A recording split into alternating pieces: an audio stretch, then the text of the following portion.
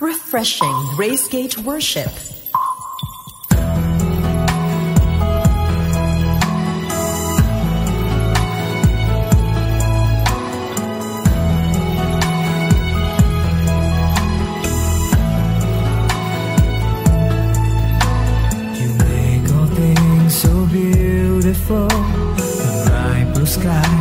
The presence of God is here right now. Amen. Nararamdaman niyo po ba? Ako, feel ko yung presence ni God. Okay, so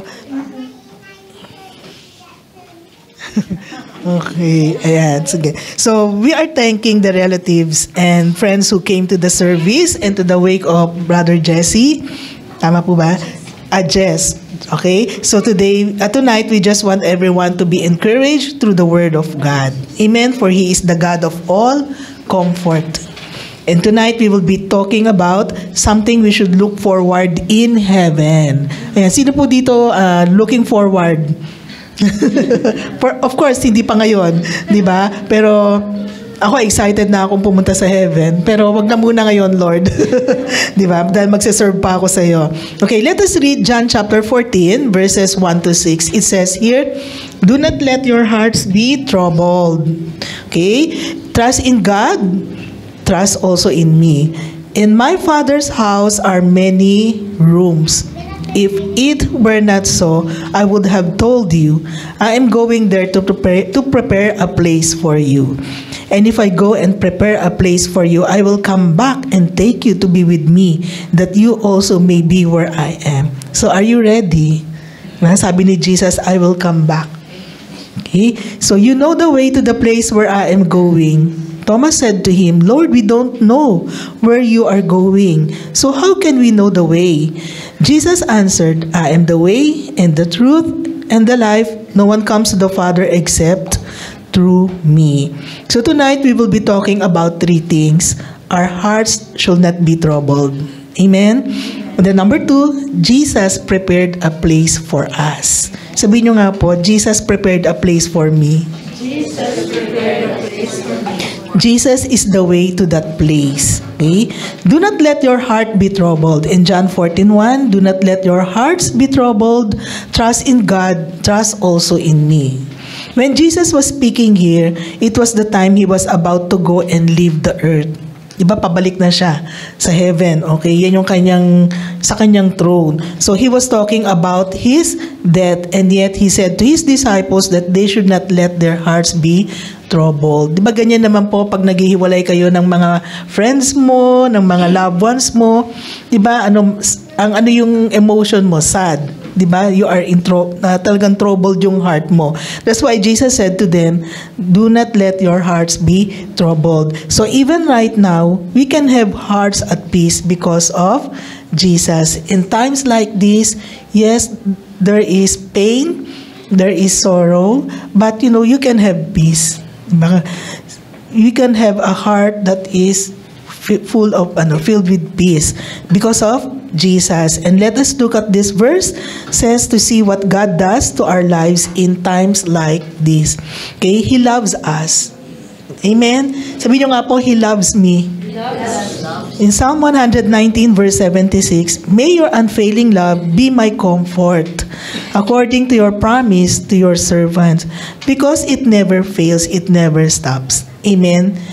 The love of God will never fail us. Diba? Kahit ano po yung sitwasyon natin, kahit ano yung season ng buhay natin, hindi nagbabago yung pag-ibig ng Diyos sa atin. Okay? That's why it never fails and it never stops. The love of God remains for us. Amen. And His love surrounds us and casts away our fear. So pag may mga death sa family, andyan yung fear, nako, paano na kami ngayon? Diba? So maraming worries. So it casts out what? Fear. And then in Psalm 23 verse 4, even though I walk through the valley of the shadow of death, I will fear no evil, for you are with me. Your rod and your staff, they comfort me. So God supports us. In times like this, He loves us. You will experience the love of God. You will also experience the support of God. Amen. The rod and staff of God comforts us. And staff here means support and supply. God supports us in the loss of a loved one. At doon mo mararamdaman talaga yung presence ni God. Doon mo mararamdaman yung yakap ng Panginoon.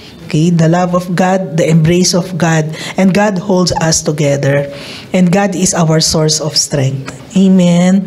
Okay? And He sent His Son to comfort us. In Isaiah 61 verses 1 and 2, the Spirit of the Sovereign Lord is on me, because the Lord has anointed me to comfort all who mourn. That's a promise. Diba? In times like this, you will experience the comfort of God. You will experience peace of God. You will experience the reality of His presence. Amen. Jesus has been anointed to comfort all those who mourn in Isaiah 61 verses 1 and 2. And this is the same thing that He did to His disciples when He was about to leave. And this is because of the next point that we will be talking about. He prepared a place for us. Okay? Jesus prepared a place for us. In John chapter 14 verses 2 and 3, in my Father's house are many rooms. If it were not so, I would have told you. I am going there to prepare a place for you. And if I go and prepare a place for you, I will come back and take you to be with me, that you also may be where I am. So Jesus already went ahead of us, okay, to prepare the place for us.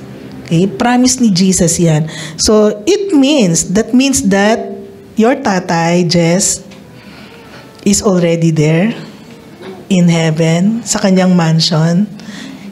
He is with Jesus, face to face, diba? Rejoicing in the presence of God. He is already there, enjoying this place in the presence of God. Okay, ano yung promise ni God? Pagtapos na yung mansion mo, pagtapos na yung mansion natin, babalikan niya tayo. It just so happened na una ang mansion ng daddy mo. Diba? Okay, we also have that place in heaven. Amen. Amen. That's a good news. Meron tayong place sa heaven if you have a relationship with Jesus. Okay? And one day, we are going to see our loved ones there. So, darating ang time na magkakaroon ng great reunion sa heaven. Diba, pag tayo naman yung dumating yung rapture o nauna tayo sa rapture, diba, makikita natin yung mga loved ones natin sa heaven. Oy, Dad! Yeah.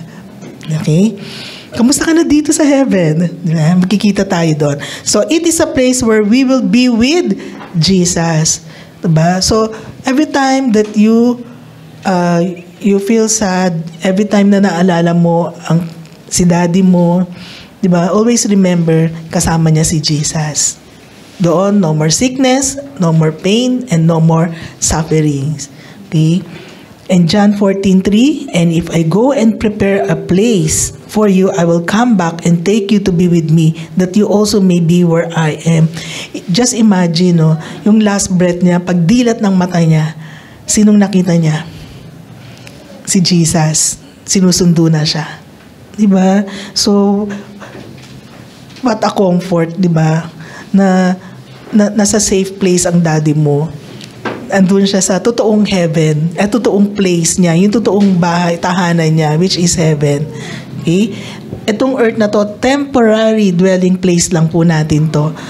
Ang totoong bahay natin, ang totoong home natin is in heaven. Okay? So, being with Jesus is the ultimate joy of life. So, ibig sabihin, di ba sabi nga, in the presence of God, there is fullness of joy.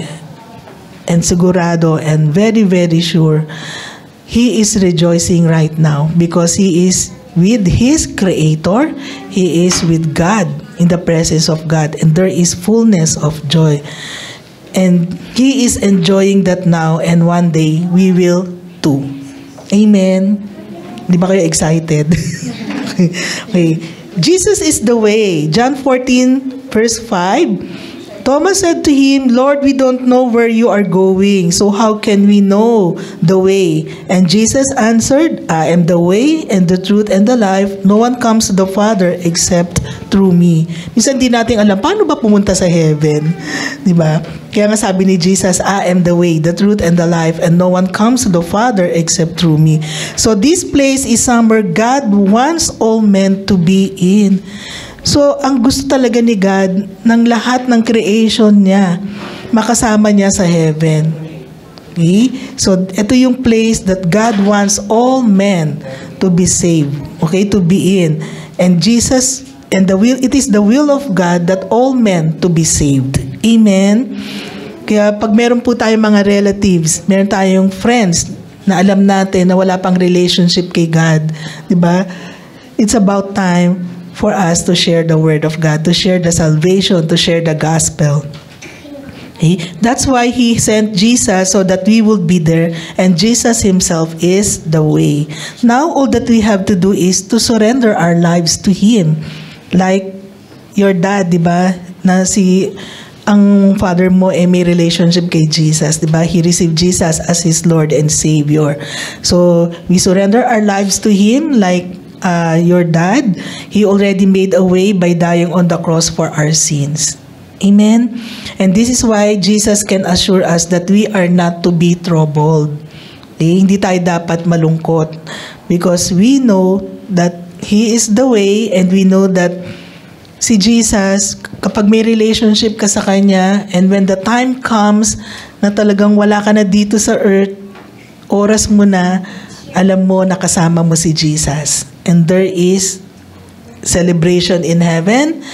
At alam niyo po ba, sabi sa Bible, di ba, precious in the sight of God is the death of His saints. Di niyo po ba alam na ganoon, binavalue ni God ang kamatayan ng isang anak niya? Why? Because that is the tool. Death is the tool. Yun yung instrument ni God para makasama niya ang kanyang creation, ang kanyang anak. Yung death. Okay? And that is why Jesus can assure us that we are not to be troubled. He is the way, but first we are to make the decision to come to Him. Diba? Alam na natin, Jesus died on the cross because of our sin. And the Bible says that all of us have sinned, and for the wages of sin is death. And that is, when you say death, that is total separation from God. Buhay pa lang tayo, ang destination natin sa hell na. But the good news is, Jesus gave Himself. He died on the cross. He hung, di ba, on the cross. And on the third day, He rose again. Okay? So, ang kailangan lang, we have to make a decision to come to Him. And the sin in our life separates us from God. But Jesus' death made a way for us to be with Him and have a relationship with Him. So this is an invitation for all, because God wants us to be with all of us someday. Be in the place He prepared for us. Promise niya yun. He prepared a place for us. But we have to make a decision na doon ba tayo patungo? Yun ba yung destination natin? So we have to make a decision. I want to surrender my life to Jesus. I want to be with Him. When time comes, kasi lahat po tayo, all of us, we will face death. Ito yung reality. Di ba sabi sa Ecclesiastes that there is a season for everything. So, a time to be born and a time to die. Once na ipinanganak ang isang tao, isang baby, ano nang patutunguhan niyan? Death. All of us, we will face death. But we should not be afraid to face death, because that's the reality of life. And what will give us peace, what will give us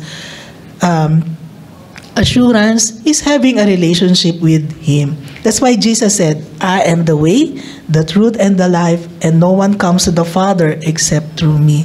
Like Tatay Jess, he is with God right now. Andun siya sa mansion niya, kasama niya si Jesus.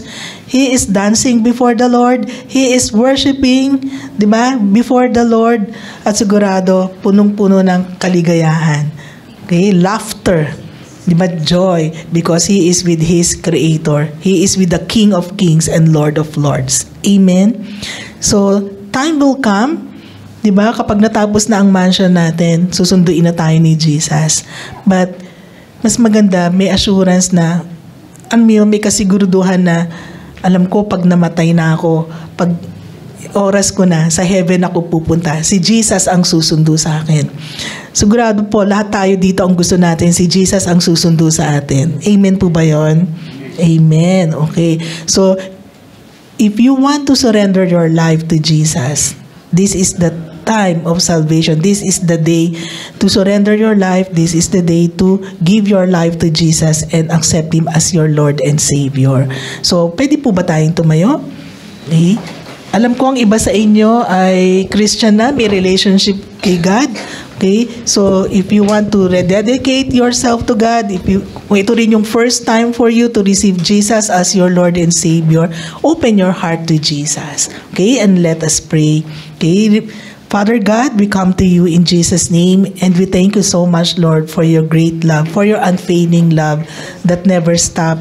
We thank you, God, because of your love, you gave your Son Jesus, who died on the cross, who gave His life for us, to forgive us and to cleanse us from all our sins.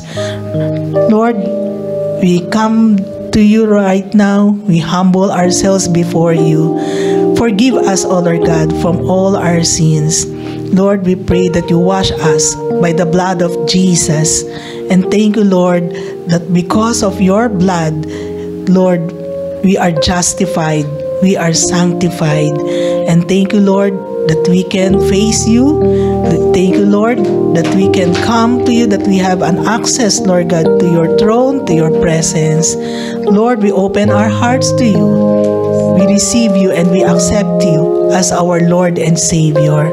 And Lord, we pray that we will experience your reality, we will experience your goodness, and let your peace be upon us and give us a revelation of who you are, that we may grow, Lord God, in your word, in your wisdom, and in the fear of God. Lord, we love you and we honor you, Lord God. In Jesus' name we pray. Amen and amen. So, pag-pray po natin yung family ni Tatay Jess, ang mom.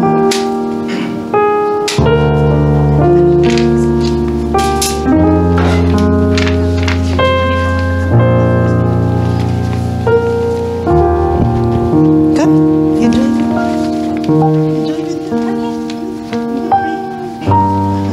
Okay.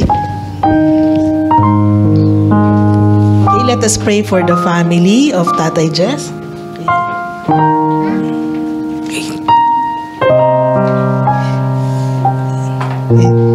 Okay, let us pray. Father God, we come to you in Jesus' name, and we thank you so much, Lord God, that you are our God who comforts your children, Lord God. Lord, in times like this, I pray for this family. Lord, we pray that you will bring comfort and strength upon their lives. In times like this, Lord, they will experience your reality. They will experience, Lord God, your unfailing love. They will experience, Lord God, overflowing peace in their lives. And Lord, we pray that they will continue to trust in you, Lord God, and fix their eyes to you only. We thank you, God, because you are always there to help us, Lord God. In times like this, you are there, that you will never leave us and nor forsake us. Lord, embrace them with your presence, embrace them with your love. And Lord, we thank you so much, Lord, because we can approach the throne of grace. And Lord, as we approach the throne of grace, your love and compassion is always there. And your peace, Lord God, which transcends all understanding, will guard their hearts and their minds in Christ Jesus. Lord, we pray for their protection. We pray, Lord God, for strength. We pray, God, that you will shield them and cover them by the blood of Jesus. In Jesus' name we pray. Amen and amen.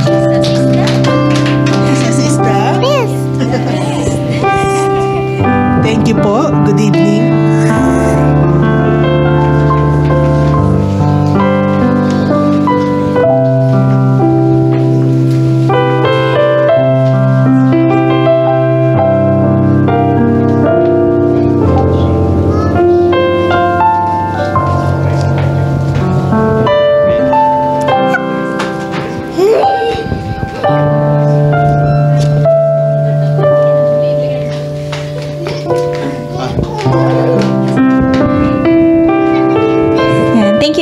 everyone for listening and accepting Jesus in your life.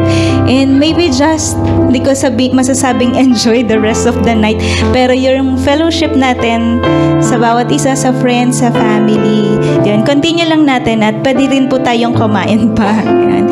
Thank you and God bless everyone.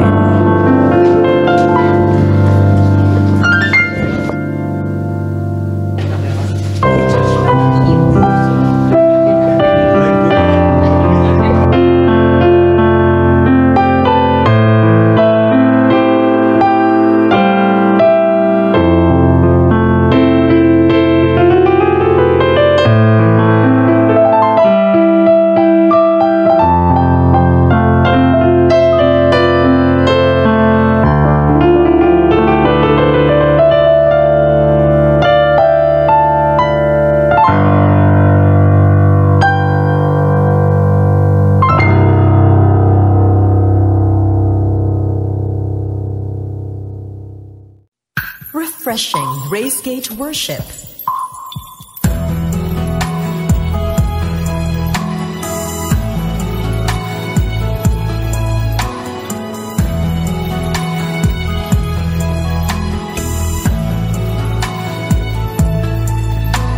You make all things so beautiful.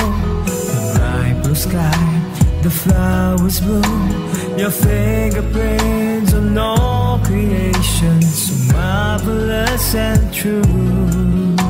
You're faithful and compassionate, slow to anger, rich in love. You paid the price so I can stand to worship you alone. I want to hear your voice again, gently calling out my name, like the rainbow that comes after rain, shows a covenant you've made. Jesus, my all, my Lord and King, I give my life, my everything. You're the treasure that my heart will seek. You're the reason that I live. Jesus, my all, you make everything beautiful in His timing. You're the one who makes my life complete. Let me be an offering. Make all things so beautiful. The bright blue sky, the flowers bloom. Your fingerprints on all creation, so marvelous and true.